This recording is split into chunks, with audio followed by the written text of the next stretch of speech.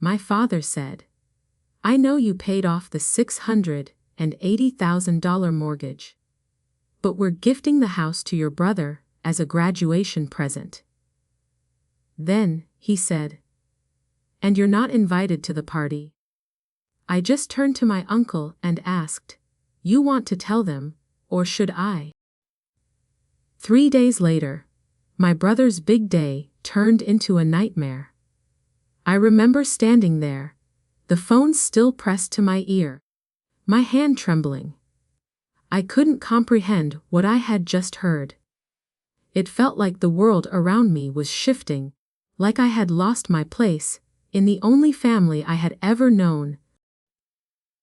My father, the man who had always carried a sense of pride about our home, the same house I had worked tirelessly to save, had just told me, without a second thought, that it no longer mattered. The sacrifice, the late nights, the double shifts, all of it seemed to disappear in that moment, as if they had been nothing more than a footnote in someone else's story. The words replayed in my head, echoing over and over again. Gifting the house to your brother. It made no sense. Dylan, my younger brother, had coasted through school, never once offering to help with anything. I had carried the weight of the house on my shoulders, pulling every extra hour at work, just to make sure we didn't lose everything. And now, just like that, it was being handed to him. The idea that they could so easily erase me from the picture, erase my contributions, felt like a slap in the face.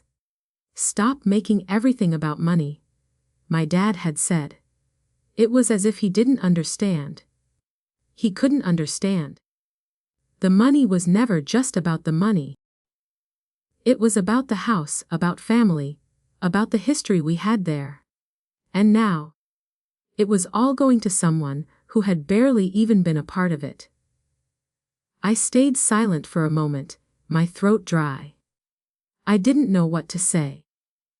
My father had already hung up, and I was left with a rising tide of emotions. Anger, confusion, a deep, gnawing sense of betrayal. I turned to my uncle, who had always been the one to step in when things got tough. The one person who had ever recognized the truth of what I'd been doing. "You want to tell them, or should I?" I asked him quietly. 3 days later, I found myself at Dylan's graduation party, a place where I had expected to feel proud, maybe even happy for my brother, who had actually managed to finish school. But that day, everything changed. It wasn't the celebration I thought it would be. The decorations, the congratulatory speeches, the smiles, it all felt hollow. And as I walked into that room, I realized something that had been growing in the pit of my stomach. The story they had been telling about our family was a lie, and I wasn't going to stay quiet any longer. Fest total estimated words, 800 target 800s in. I spent the next few days in a kind of stunned silence. The house felt colder when I walked through the door, as if the warmth of what I thought was family had been sucked out of it. My mind kept replaying that phone call, my father's voice echoing in my head. "We're gifting the house to your brother." It didn't make sense. None of it did. My whole life, I had worked tirelessly for this house, and now it was just being handed to Dylan. To him, the one who had coasted by with no effort, no sense of responsibility. As I sat in my small apartment, the weight of it all settled around me. I wasn't just angry at my dad. I was angry at myself, too. I had spent years trying to live up to some ideal of responsibility, some role that I had created for myself. My father had always been proud of the way he kept our family afloat, running his small auto repair shop, always telling stories about how he had worked hard to keep us in the house, even when money was tight. But behind those stories was the truth that no one ever talked about. How he relied on me to pay the bills, to keep things from falling apart. How my brother, Dylan, was always the golden child, the one who never had to worry about the future, because everything would just be handed to him. Growing up, I had learned early on that if I wanted something, I had to get it myself. Money for school trips, I worked for it. A new jacket, I bought it with my own savings. My parents never asked, they never offered. They just assumed I would figure it out. It was like they were always looking at me and saying, "You're fine. You don't need anything from us." But Dylan, he always got what he wanted. He was the one who got the new clothes, the new gadgets, and all the attention. It wasn't even that they treated him badly. It was just that they treated me like I was invisible. I spent my teenage years quietly resenting it. I worked part-time jobs, did everything I could to stay afloat. I was the responsible one, the one who took care of everything. Meanwhile, Dylan floated through life, doing just enough to get by. And my parents treated it like he was the one who mattered. They never asked him to help with anything.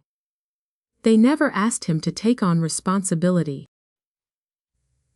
They always told me that he was the future, that he was the one who would make something of himself, and that I was just the one who made sure everything stayed together. When I went off to college, I thought it would be different. I thought maybe being on my own would give me the space I needed to find myself, to stop being the invisible one. But it didn't change anything.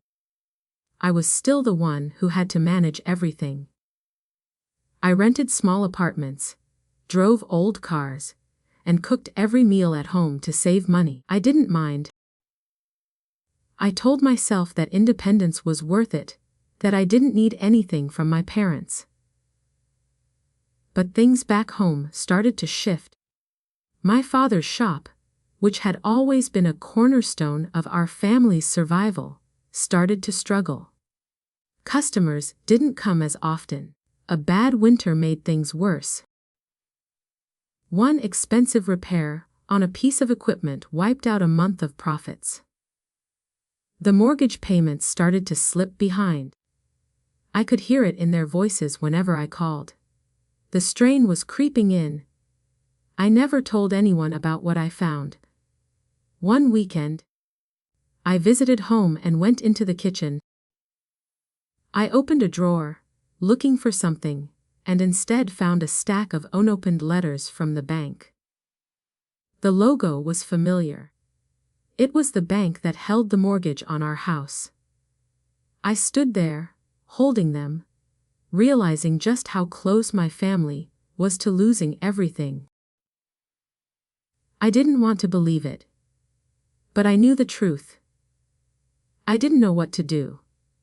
I could have just left those letters where they were, walked away, and let them figure it out.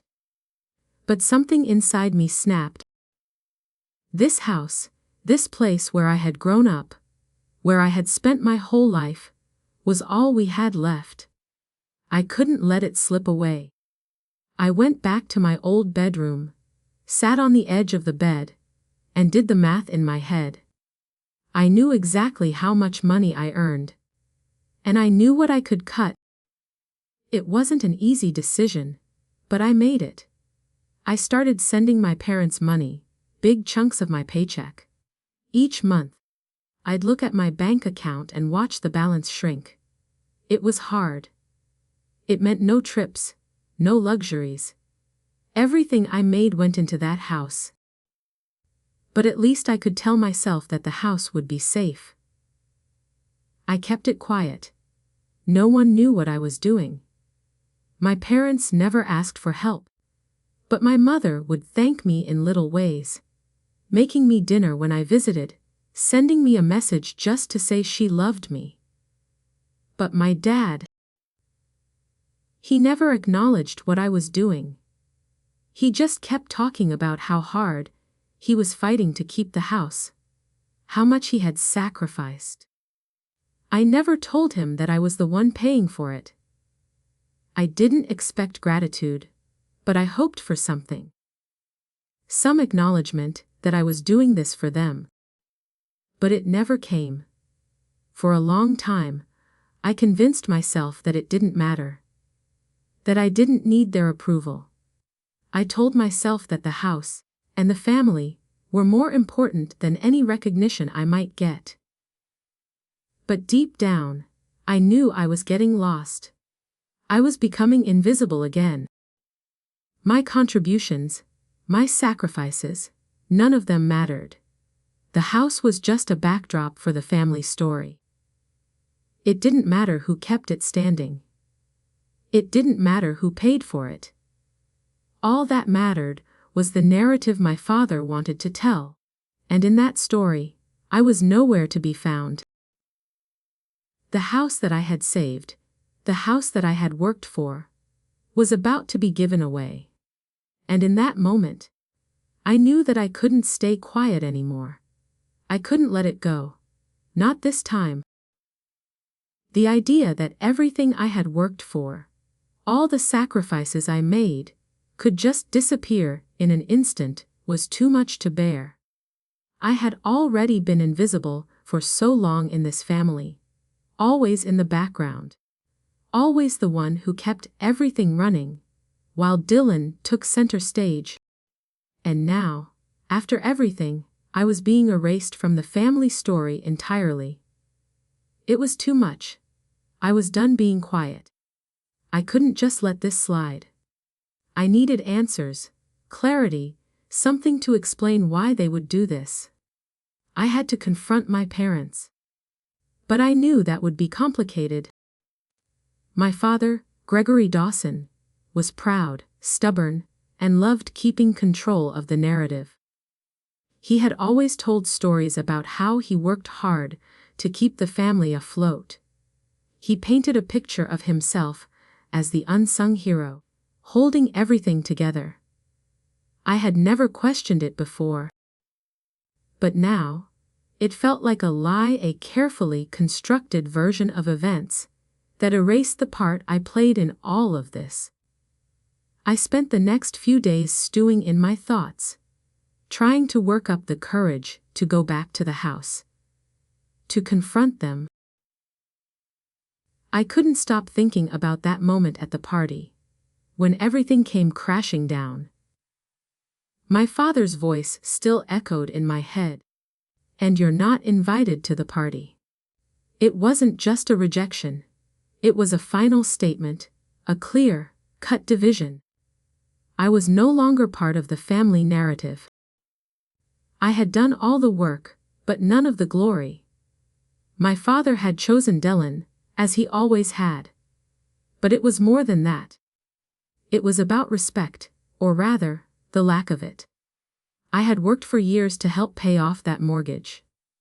Every paycheck, every extra shift, went into saving that house. And now, my father was passing it off to Dylan, like it was nothing. Like I had never made a difference. I needed to understand. I needed to know if this was something my father had planned all along, or if it was just some mistake. So, I went to the house again, that same house I had poured so much of my life into.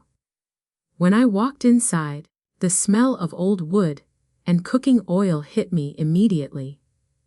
It was familiar, like a weight on my chest. The house was still the same, but everything felt different. The walls that had once felt like home now seemed suffocating, closing in on me with their silence. I found my mother in the kitchen, bustling around as she always did. She smiled when she saw me, but there was something forced in it. Like she was pretending everything was normal, when it clearly wasn't. My father wasn't there. I could feel the tension in the air, a quiet hum that seemed to vibrate through the whole house. "Mom," I said, sitting down at the kitchen table, "I need to talk to you. About the house." She stopped what she was doing, wiping her hands on her apron. "What about it?" "I know what's going on," I said, my voice barely above a whisper. "You and Dad are giving the house to Dylan." Her face froze for a second. Then she looked down at her hands, not meeting my gaze. "Jamie, we thought this was what was best. Dylan's starting his life and, well, you've always had your own path." I felt my stomach churn at the words. "You've always had your own path." That was her way of saying, "You've always been fine. You don't need anything from us." It was the same thing they had told me for years. They never asked if I needed help, never offered to make things easier. It was always about Dylan, about what he needed, about his future. "Best?" I asked, my voice rising slightly. "You think it's best to just forget that I've been the one keeping this house from falling apart? Forget that I've been the one sending money every month, paying off the mortgage? This wasn't just about his future, Mom. This was about all of us." She looked at me then, her expression softening, but her eyes were tired. She knew, deep down, that I was right. But there was nothing she could do. She had been complicit in this. She had always played the role of peacekeeper, the one who smoothed things over when tensions rose. But now, there was no smoothing this over. It was out in the open. "I didn't know how to tell you," she whispered. "Your father. He thought it was time. Dylan's the one who'll carry on the family legacy." The words cut through me like a knife. A carry on the family legacy. It wasn't about the house. It wasn't about family. It was about his pride, his image. He had created this story about himself as the savior of the family, the one who fought tooth and nail to keep us together. And now, he was rewriting it, leaving me out of the picture entirely. I stood up, my fists clenched. "I'm done pretending. I've done everything I could for this family, and it's never been enough. I'm not going to sit here and let him erase me from the story." I turned to leave, and my mother didn't stop me. She couldn't. The truth was already out, and there was no hiding from it anymore. As I walked out of the house, I felt something shift inside me. It was a strange mix of anger and relief. For the first time, I realized that I had been living someone else's life. I had been living for them, for their story, and not my own. But not anymore. I wasn't going to stand by and let them decide my place in this family. It was time for me to take control of my own narrative. I couldn't change the past, but I could change how the future looked. I had spent too long letting my family dictate my worth. It was time to stop. And I was ready to fight for what was mine. I stood there. The stack of unopened letters from the bank, still in my hands, feeling the weight of the moment settle over me. It was like I was holding the truth of everything my parents had hidden from me for years, everything they had kept quiet, while I was out there working to keep us afloat. The letters weren't just bills. They were proof of how close we were to losing everything. And there, in my hands, was the answer to why my father had been so insistent that the house would go to Dylan. I could hear the hum of the refrigerator in the background. The same hum that had been there since I was a kid. It used to be a comforting sound, a reminder that home was safe, that everything was as it should be. Now, that hum felt cold and distant. The house I had worked so hard to save felt more like a cage than a sanctuary. I stood frozen, staring at the stack of letters in my hands, my heart pounding in my chest. How had things come to this? My father, Gregory Dawson, had always been proud of the house. It was his crowning achievement, the symbol of everything he had worked for. He talked about it like it was the most important thing in the world. The house is the foundation of everything, he used to say. It's what keeps us together. But that was always the problem, wasn't it? The house was everything to him, but it was never really about us.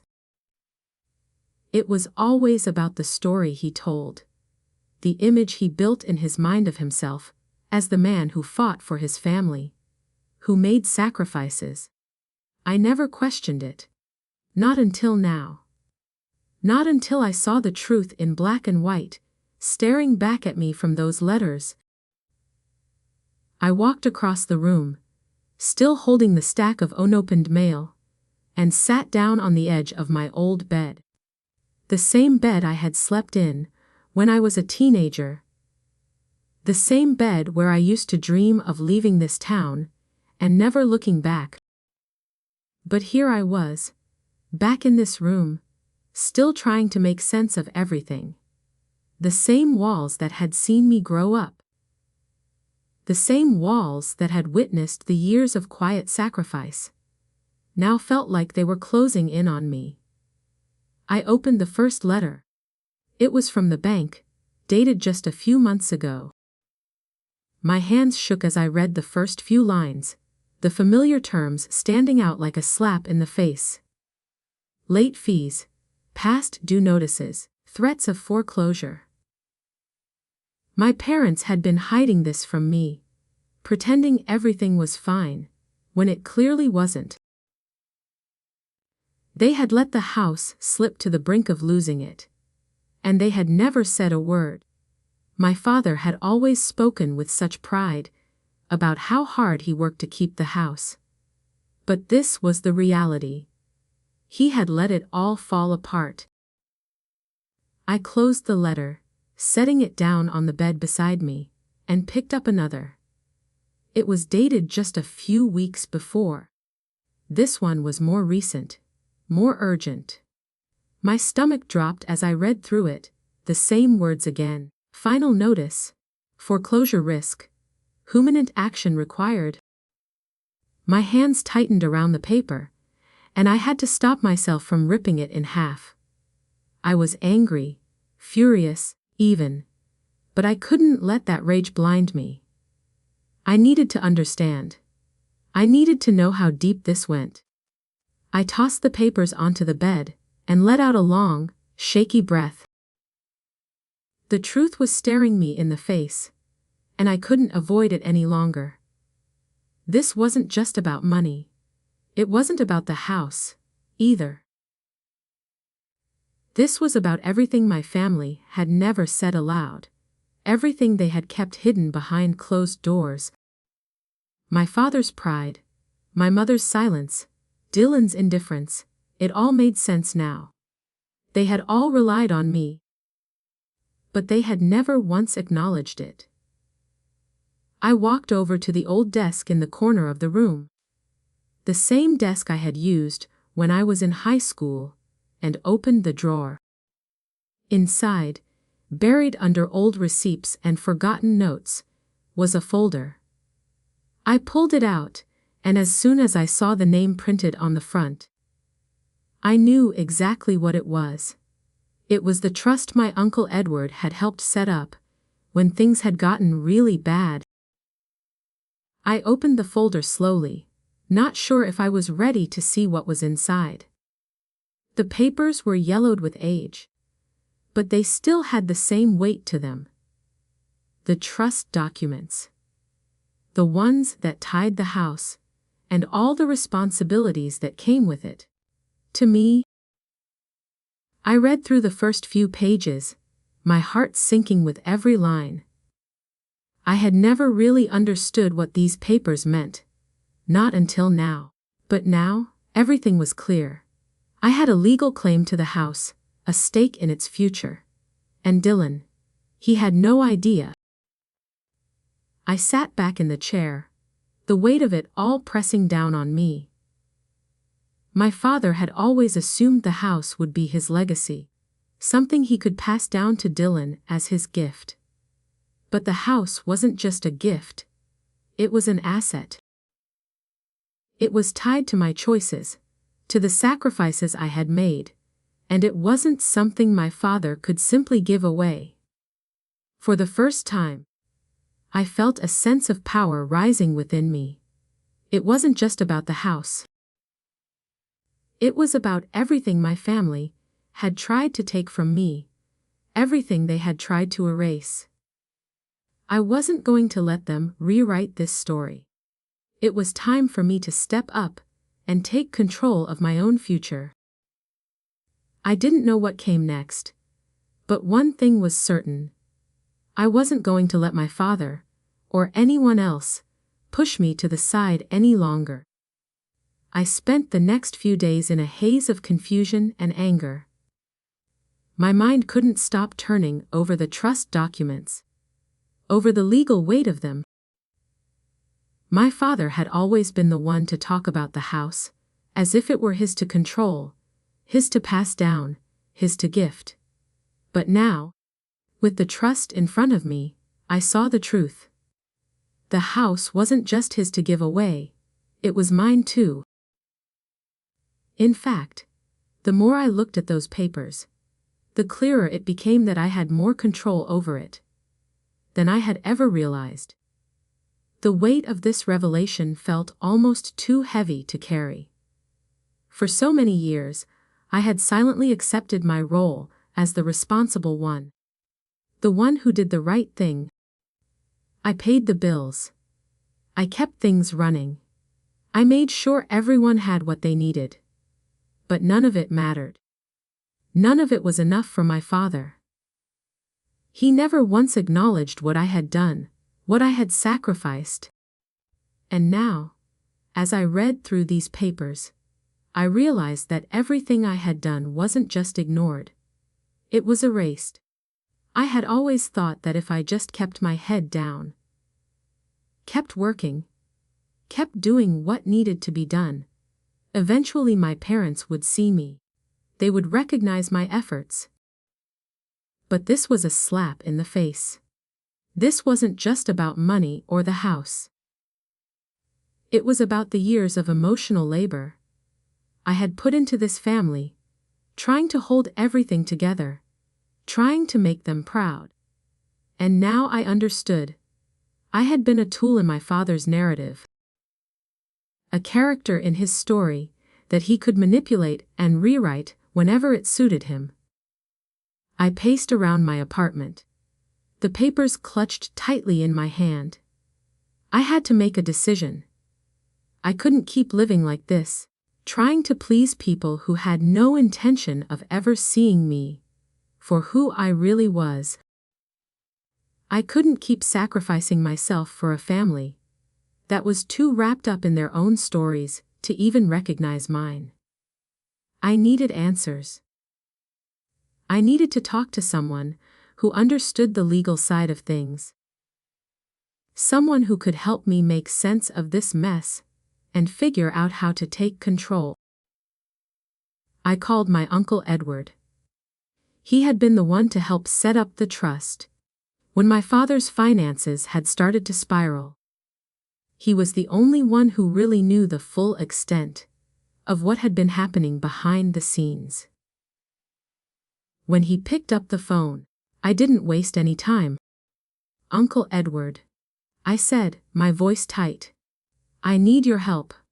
I've been looking at the trust documents, and I think I have a bigger stake in this house than I realized."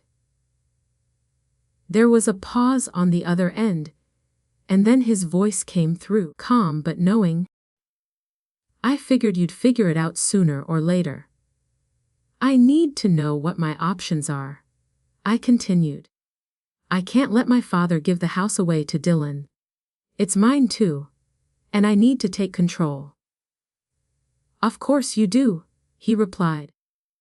That's exactly what I expected would happen. But we need to move carefully. This could get complicated. I felt a knot of tension loosen in my chest. Uncle Edward always had a way of making things feel manageable, even when everything seemed like it was falling apart. What do I need to do? We'll need to get an attorney involved, he said. I'll help you with that. But the first thing is to make sure you know what's at stake. This isn't just about the house. It's about what your father and your brother think they're entitled to. And if you want to stop them from giving it away, you're going to have to stand firm. I took a deep breath, letting his words sink in. I was scared. I was terrified, actually. But I couldn't back down now. Not after everything I had sacrificed. Not after everything I had learned. I'm ready, I said, my voice steady despite the turmoil inside me. Let's do it. Over the next few days, Uncle Edward helped me set up a meeting with a lawyer who specialized in real estate and trusts. He walked me through everything I needed to know, explaining the finer details of the trust and what I could legally do to prevent my father from transferring ownership of the house. As we talked, the weight of it all started to feel a little more manageable. I wasn't just reacting anymore. I was taking control. The lawyer explained that my father's ability to give the house to Dylan was complicated by the trust and the specific clauses that tied me to the property. He couldn't just decide, no matter what story he told. There were legal processes in place that would require my consent before anything could change hands. My heart beat faster as I realized how much power I had. This wasn't just about the house. It was about making sure my contributions were finally recognized, and that I had a say in the future of something I had worked so hard to protect. When I hung up the phone with the lawyer, I felt a small glimmer of hope. For the first time in a long time, I felt like I was doing something for myself, something that mattered. The past few days had been filled with nothing but frustration and anger, but now I had a plan. I wasn't going to let my father's story be the only one that mattered. I wasn't going to let him erase me from the picture any longer. The next step was clear. I needed to confront my father. It was time to stop hiding behind the years of sacrifice. It was time to demand the respect I had been denied for so long. The truth was out there now, and I wasn't going to back down. I was going to take my place in this story, no matter what it took. I drove to my parents' house early on the morning of Dylan's graduation. The sun was still low in the sky, casting a golden hue over the quiet street. I parked a few houses down, letting the stillness settle around me before I made my move. The familiar scent of freshly cut grass mixed with the distant smell of breakfast from my parents' kitchen. For a moment, it felt like nothing had changed, but I knew that was a lie. Everything had changed. I sat there in the car for a long time, hands gripping the steering wheel, taking in the scene in front of me. The house, the one I had kept standing for years, was still there. The same creaky porch, the same faded siding. But I couldn't look at it the same way anymore. It wasn't just a house to me. It was a battleground. It represented everything I had done to try to keep this family together, and it had been taken from me. All for a story my father had created. I forced myself to get out of the car and walked up the front steps. The door was unlocked, just like always. I pushed it open and stepped inside. The sound of chatter hit me first, relatives moving around, setting up for the party. Laughter, clinking silverware, the smell of eggs and bacon wafting through the air. It all felt like I had stepped into someone else's life, like I was playing a part I didn't belong in anymore. I spotted my father right away. He was standing near the kitchen, holding court as usual. He had that look on his face. The one he always wore when he was telling a story, making sure everyone around him saw him as the hero. And, as always, Dylan was standing beside him, the golden child, the one who had done just enough to coast through life.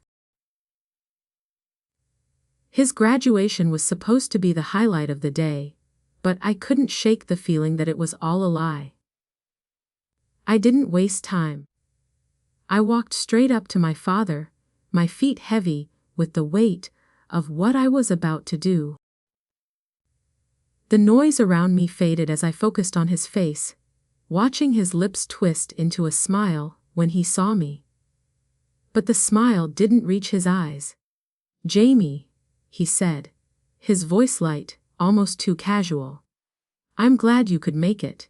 You're just in time for the speech." I wasn't here for a speech. I wasn't here for small talk or polite pleasantries. I was here to confront him, to tear down the story he had been telling everyone. My story.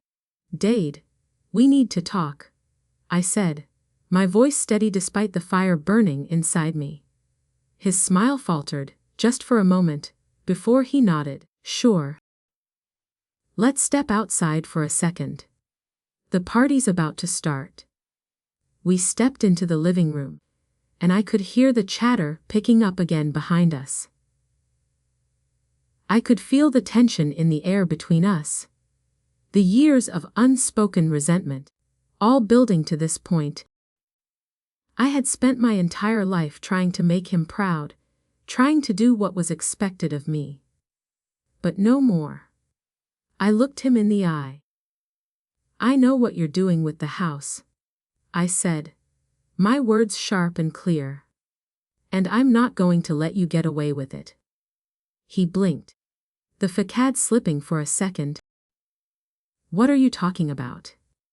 he asked, though I could hear the nervous edge in his voice. "You're giving it to Dylan," I said, my voice tight with the anger I had been holding back for so long. "You're handing over everything I've worked for. The house, the sacrifices I've made, they don't mean anything to you. It's just a gift for him, isn't it?" He looked away, running a hand through his hair. I could see the wheels turning in his head, the way he was trying to figure out what to say. He knew I was right. He knew what he had done, and he knew I wasn't going to let it slide anymore. "It's not like that," he finally said, his voice defensive. "You've done enough, Jamie. You've done more than enough. This is just what's right. Dylan's the one who's going to carry on the family legacy. He's the one who needs this house." I laughed, but it wasn't a laugh of humor. It was bitter. "The family legacy? Really? You think handing it to Dylan is what's right? After everything I've done to keep this house from being taken away? After everything I've sacrificed?" My father's eyes narrowed, the usual calm replaced by a flash of anger. "You're making this about money again. This isn't about money, Jamie. This is about family. This is about moving forward." I shook my head, the disbelief almost overwhelming. No. This is about you and your pride. This is about the story you've built in your head. You want to be the hero, the one who did everything for this family. And you've used me to get there. His face twisted, and for a moment, I saw the man he really was. The one who couldn't accept that his perfect narrative was crumbling. I don't need this from you, Jamie. You've done enough. You've always been fine. But Dylan, he's the future. I felt the weight of his words crush down on me, but I wasn't going to back down. No, Dad. I've always been fine because I made sure I was. I worked for everything. I carried the weight of this family when no one else would. And I'm not going to let you rewrite the story anymore. This house isn't just a gift for Dylan. It's mine, too. And I'm not letting you take it away. The silence between us stretched on, thick and suffocating. Then, a voice from the other room interrupted us. Dylan, calling for Dad. My father hesitated, his gaze shifting to the door. Do you want to tell him, or should I? I asked, my words colder than I meant them to be. He didn't respond right away. But I saw the flicker of realization in his eyes. The truth was out now. He couldn't hide from it anymore. I'll handle it, he said finally, his voice hollow. But this isn't over, Jamie. You're making a mistake. I didn't say anything else. I didn't need to. The damage had been done. And as I turned to leave, I knew that nothing would ever be the same again. My father, my brother, my family, they had crossed a line. And I was done being invisible. I was done being the one who kept everything together without ever getting a piece of it for myself. This time, I was taking control. The days following my conversation with my father felt like a blur. I had expected some kind of fallout. But the reality of what happened next hit harder than I could have imagined. The tension in the house was palpable, a constant undercurrent of unease. Every time I saw my father, there was a tightness in his expression, like he was holding back something, and every time Dylan spoke, I heard the quiet edge of arrogance in his voice, as if he knew that he was the chosen one, the golden child. I couldn't stay in that house any longer, not with all the unspoken words hanging in the air. So, I buried myself in work, throwing myself into my job with a kind of desperation. But no matter how much I tried to focus on other things, my mind kept drifting back to the house, to my father's plans, to the trust. It was like I could never escape the weight of it. It gnawed at me in every quiet moment. I decided to take control.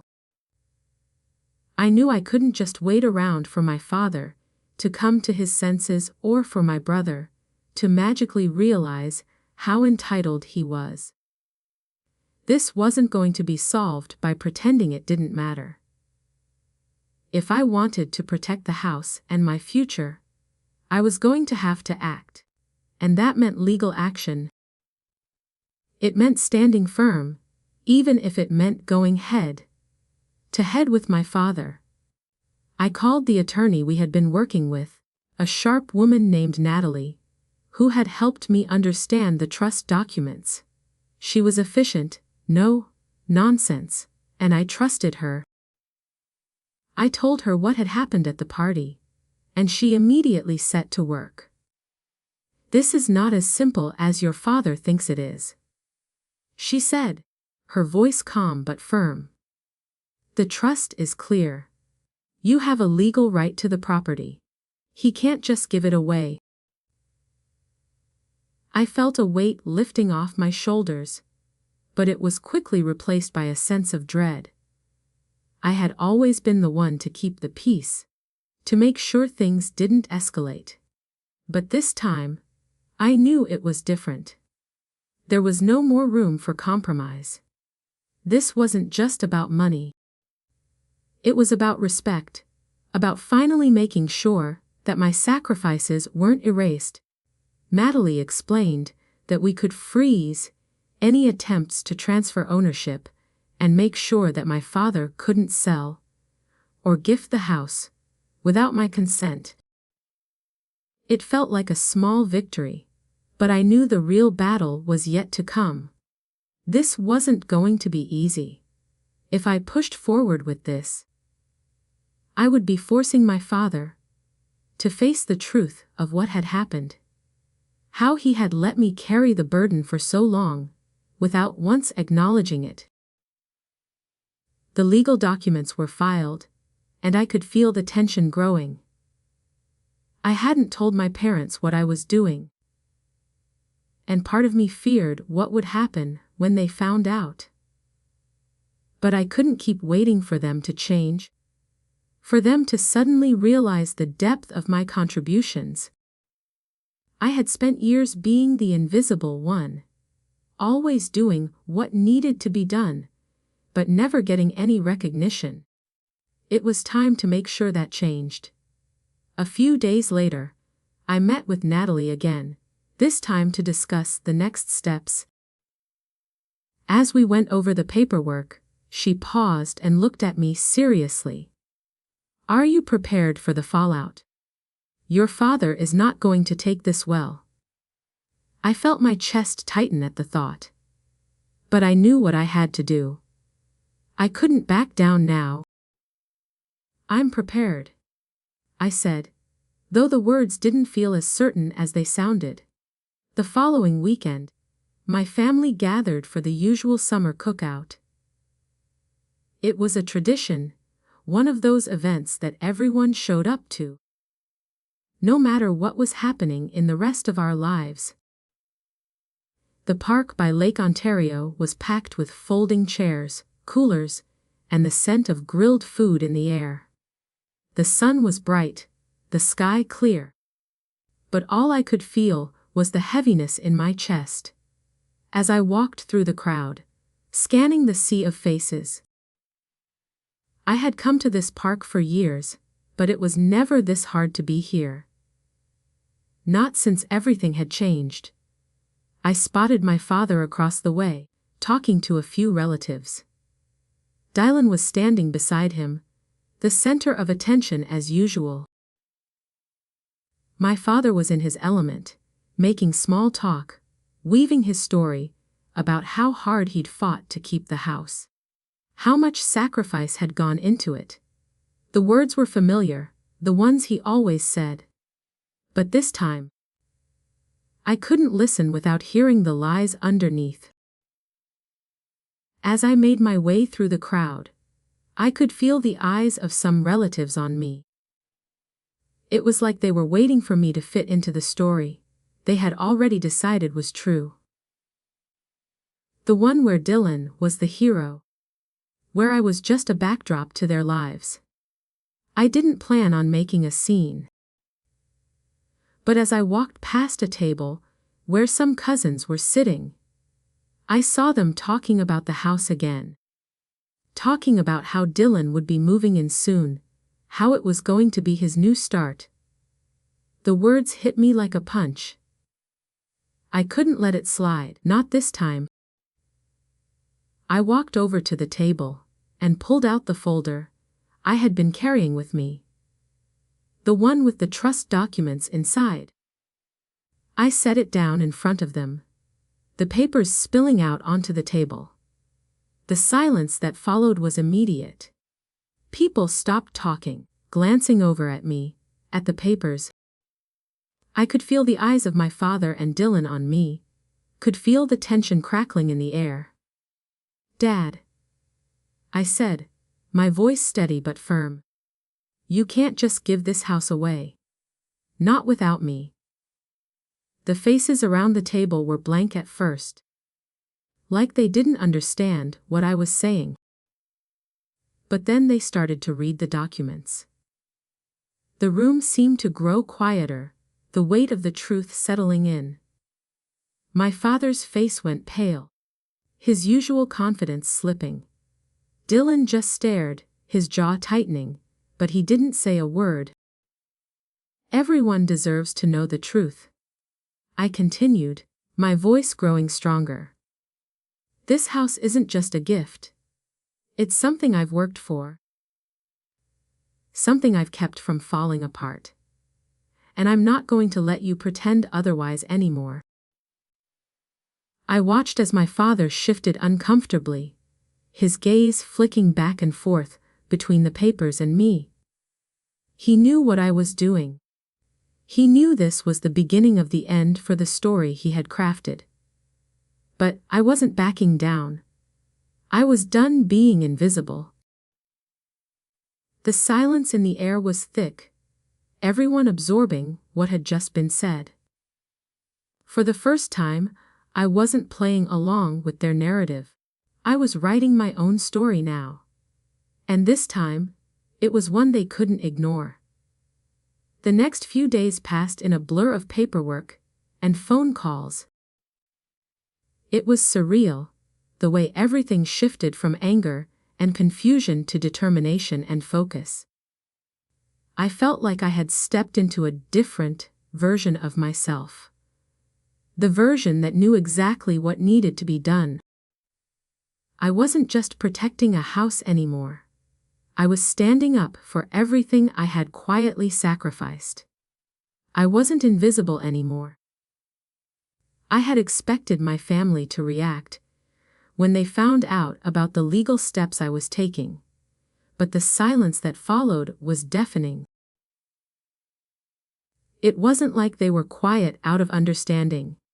It was more like they were shocked, trying to piece together the fact that I had taken control. My father didn't speak to me much, and Dylan, well, he stayed out of the way, acting as if nothing had changed, but I could see the resentment in his eyes. The shift was too big for them to ignore, even if they tried. One afternoon, I sat down with Natalie to finalize the last of the documents. She handed me a thick folder, filled with all the legal jargon that had started to feel like a second language to me. The process had taken longer than I'd expected. Every step was calculated, every word chosen carefully, because I knew what was at stake. This wasn't just about the house anymore. It was about reclaiming my place in this family, about finally demanding the recognition I had been denied for so long. You're in control now, Natalie said, her voice reassuring but firm. They can't do anything without you signing off on it. You have legal power. It felt like a weight had been lifted from my shoulders. But it also felt like a new kind of responsibility had settled in its place. My role in the family had always been to hold everything together. But now, for the first time, I wasn't just the one fixing things, I was the one making the decisions. The next day, I received a call from my cousin, Nina, who had been in touch with some of the family members. The situation's escalating, she said. Your dad's talking about moving into a rental. He doesn't know what's coming next, and it's driving him crazy. I felt a pang of guilt at that.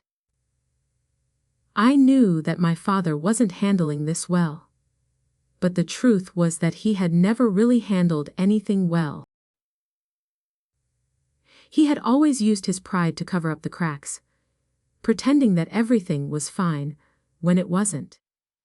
I had spent my whole life trying to patch up those cracks for him. But now, it was his turn to face them. I don't want to see them suffer, I told Nina, my voice quieter than I intended. But I can't keep doing this. I can't keep sacrificing myself. There was a pause on the other end of the line. Then Nina spoke softly.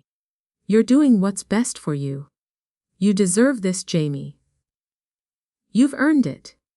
Her words were like a balm, soothing some of the guilt gnawing at me. I had spent so long putting everyone else's needs before my own that it was hard to shake the feeling that I was doing something wrong by standing up for myself. But deep down, I knew I wasn't wrong. I had done everything for this family, and now I was going to do something for me. The night before I was supposed to meet with my lawyer again, I sat alone in my apartment, looking at the trust documents. I thought about all the years I had spent working to keep my family afloat, all the late nights, all the sacrifices.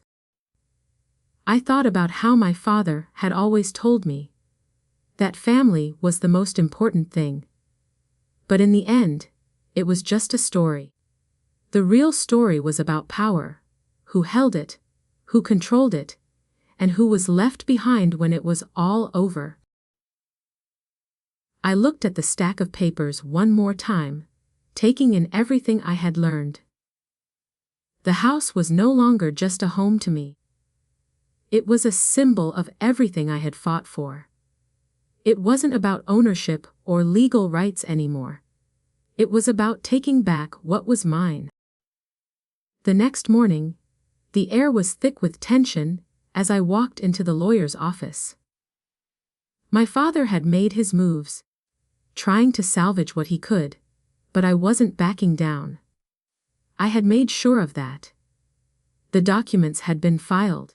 The house was no longer just his. It was mine, too. And I had every intention of making sure my name was not erased from the story this time. The meeting was brief. My lawyer confirmed that everything was in place. Your father and Dylan are going to have to accept that things are different now, she said. You've got the leverage. They can't just push you out. I nodded, my mind racing. The reality was sinking in. This was happening. I was doing this. But even with the legal victory, something in me felt unsettled. I wasn't sure what the future would hold, or how my family would react. But one thing was certain, the dynamic had shifted. And there was no going back. When I returned home that evening, the house felt different, like it was no longer a symbol of sacrifice, but of ownership. I sat down at the kitchen table, the same one I had sat at countless times growing up, and I let out a long breath. I wasn't waiting anymore. I wasn't hiding. My father didn't know it yet, but his story had been rewritten. This time, I was the one holding the pen.